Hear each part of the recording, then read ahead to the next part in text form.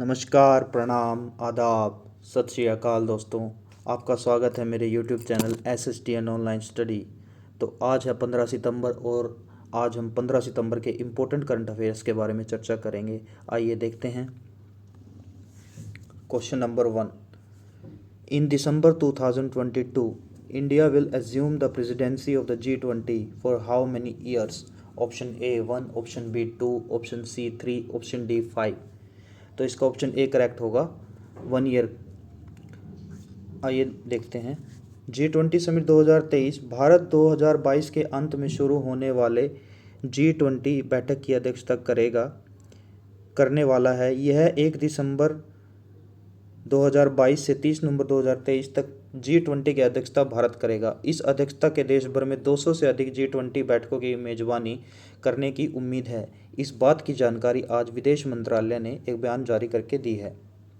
आइए जानते हैं G20 समिट के बारे में। G20 summit is a group of 20 countries: Argentina, Australia, Brazil, Canada, China, European union, France, Germany, India, Indonesia, Italy, Japan, Mexico, Russia, Saudi Arabia, south Africa, south Korea, Turkey, UK and US. बढ़ते हैं हमारे अगले question पर। हिंदी दिवस is observed every year on June 14, जुलाई 14, अगस्त 14, सितंबर 14। तो इसका option D correct होगा, सितंबर 14। 1949 में भारत की संविधान सभा ने हिंदी को देश की एक आधिकारिक भाषा के रूप में मान्यता दी और देवनागरी लिपि में लिखी गई एक इंडो आर्यन भाषा को अपनाया, क्योंकि हिंदी भाषा भारत के अधिकांश क्षेत्रों में बोले जाने वाली भाषा थी। देश के हर क्षेत्र में हिंदी भाषा को बढ़ावा देने के लिए 1953 से 14 सितंबर को हर साल हिंदी दिवस मनाया जाता है। हिंदी दिवस हमारा मनाया जाता है 14 सितंबर को, लेकिन विश्व हिंदी दिवस 10 जनवरी को मनाया जाता है। आइए बढ़ते हैं नेक्स्ट क्वेश्चन पे। In September 2022, the Election Commission of India has declared how many registered unrecognized political parties as inactive and barred them from availing benefits of the Symbol Order 1968. Option A 53, option B 153, option C 253, option D 280। तो इसका option C correct होगा, 253। भारत निर्वाचन आयोग election commission of India ने फर्जी राजनीतिक दलों के खिलाफ बड़ी कार्रवाई की है। चुनाव आयोग ने 86 पंजीकृत गैर मान्यता प्राप्त राजनीतिक दलों को अपनी सूची से हटा दिया है। इसके साथ ही 253 और पंजीकृत गैर मान्यता प्राप्त दलों को भी निष्क्रिय सूची में डाल दिया है। ये दल ऐसे हैं जो जमीन पर मौजूद नहीं पाए गए हैं। आयोग ने इसके साथ 253 और पंजीकृत गैर मान्यता प्राप्त दलों को भी निष्क्रिय सूची में डाल दिया है। इन दलों ने 2014 से विधानसभा और संसद का कोई भी चुनाव नहीं लड़ा है और न ही उन्होंने आयोग को 16 नोटिस का जवाब दिया है। आयोग ने इन दलों को चुनाव चिन्ह आदेश 1968 के तहत कोई लाभ देने से भी रोक दिया है। यह दल बिहार, दिल्ली, कर्नाटक, महाराष्ट्र, तमिलनाडु, तेलंगाना और उत्तर प्रदेश के हैं। आइए देखते हैं हमारा अगला question. Who among the following has been appointed as the next ambassador of India to Japan in September 2022? Prakash Chand, Taranjit Singh, CB George या जावेद अशरफ। तो इसका ऑप्शन सी करेक्ट होगा, सीबी जॉर्ज। ये सीबी जॉर्ज जी हैं। वरिष्ठ राजनयिक सीबी जॉर्ज को सोमवार को जापान में भारत का अगला राजदूत नियुक्त किया गया है। बैच 1993 के भारतीय विदेश सेवा के अधिकारी जॉर्ज वर्तमान में कुवैत में भारत के राजदूत हैं। ये वर्तमान में कुवैत के भारत के राजदूत हैं। वह जापान में भारत के राजदूत के रूप में संजय कुमार वर्मा की जगह लेंगे। आइए देखते हैं अगला question. Emmy awards is associated with which of the following? Literature, television, science and technology, sports. तो इसका ऑप्शन बी करेक्ट होगा, टेलीविज़न। देखिए जो पिक्चर में अवार्ड दिख रहा है इसी को ही एमी अवार्ड बोलते हैं। और इसमें जो इम्पोर्टेंट क्वेश्चन अगर बन सकता है तो ये बनेगा कि आउटस्टैंडिंग लिमिट सीरीज़ में मैक्सिमम अवार्ड्स, जो एमी अवार्ड्स में मैक्सिमम अवार्ड्स कौन सी मूवी को मिले हैं? तो उस मूवी का नाम है द वाइट लोटस। आइए चलते हैं नेक्स्ट क्वेश्चन पर। Notes bank has used Ethereum to build national digital currency notes bank is the central bank of which country? Norway, Netherlands, Namibia, France. तो इसका ऑप्शन ए करेक्ट होगा, Norway.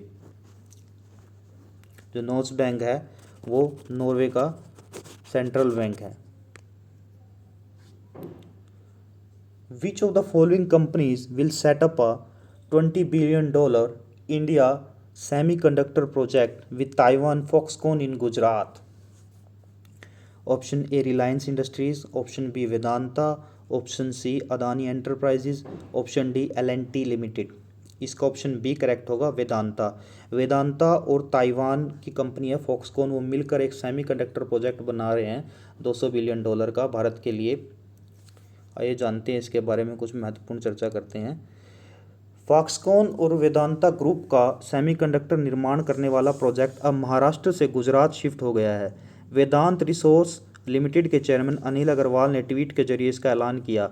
Anil Agarwal का कहना है कि हमने कुछ महीने पहले गुजरात का फैसला किया क्योंकि वे हमारी उम्मीदों पर खरे उतरे। महाराष्ट्र ने अन्य राज्यों को पछाड़ने का प्रयास किया, लेकिन पेशेवर और स्वतंत्र सलाह के आधार पर हमने गुजरात को चुना। हम महाराष्ट्र में भी निवेश करने के लिए प्रतिबद्ध हैं।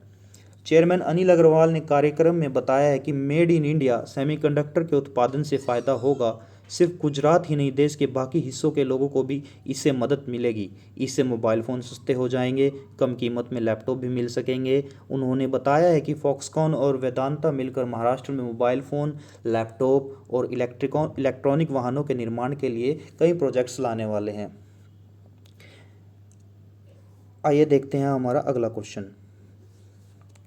Which of the following companies has appointed former RBI Deputy Governor BP Kanungo and TARI co-founder Kaushik Datta as independent directors in September 2022? Option A Bharat Pe, option A Paytm, option B Bharat Pe, option सी जी पे, option D phone पे। इसका option B correct होगा, भारत पे।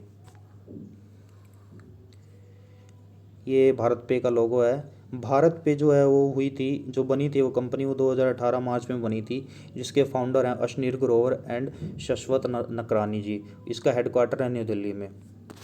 अशनीर ग्रोवर को आप जानते होंगे, shark tank India में जज बनते हैं।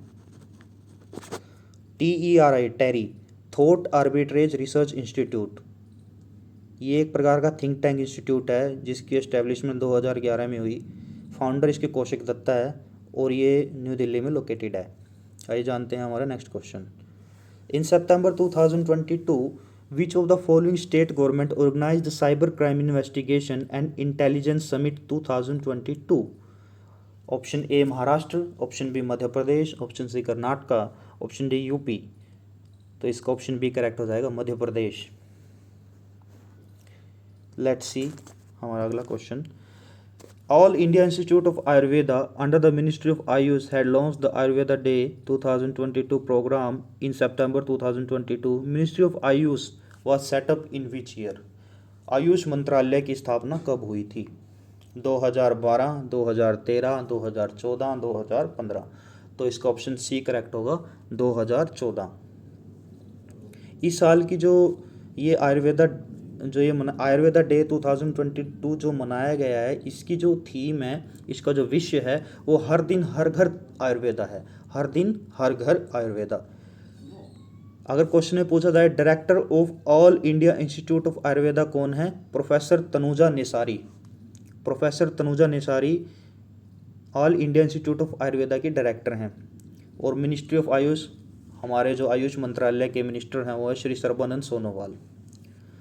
The Ministry of Ayush was formed on 9th of November 2014। 2014 को भारत का जो मिनिस्ट्री ऑफ आयुष है, भारत का आयुष मंत्रालय, उसकी स्थापना हुई थी।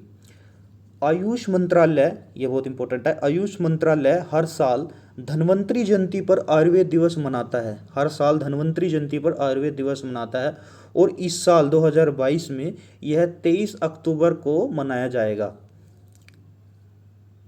चलते हैं हमारे अगले क्वेश्चन की तरफ। Recently Ladakh lieutenant governor R.K. Mathur virtually inaugurated a 5-day Ladakh screen writer fair in option A Turtuk, Padum, Kargil और ले। तो इसका ऑप्शन डी करेक्ट है, ले। लेह में जो हमारे लद्दाख के लेफ्टिनेंट गवर्नर आर के माथुर ने virtually 5 day Ladakh screen writer fair को इनॉग्रेट किया है। आइए चलते हैं हमारे अगले क्वेश्चन पर। विच of the following social media platform has partnered with India Post Payment Bank to drive financial inclusion in remote cities in September 2022? Option A Facebook, option B WhatsApp, option C Twitter, option D Koo. तो Koo ने, option D correct होगा इसका, कू ने भारत के India post payment bank के साथ करार किया है फाइनेंशियल इंक्लूजन के लिए रिमोट सिटीज़ में। कू है, कू एक सोशल मीडिया प्लेटफॉर्म है जिसके को फाउंडर और सीईओ हैं अपार मिया राधाकृष्णन। तो आज के लिए इतना ही। सभी दोस्तों को मेरा प्रणाम और सभी दोस्तों से मेरा विनम्र निवेदन है कि अगर आपको वीडियो अच्छी लगी है तो लाइक करिए, कमेंट करिए और उससे भी अच्छी लगी है तो चैनल को सब्सक्राइब करिए। थैंक यू दोस्तों, मिलते हैं कल।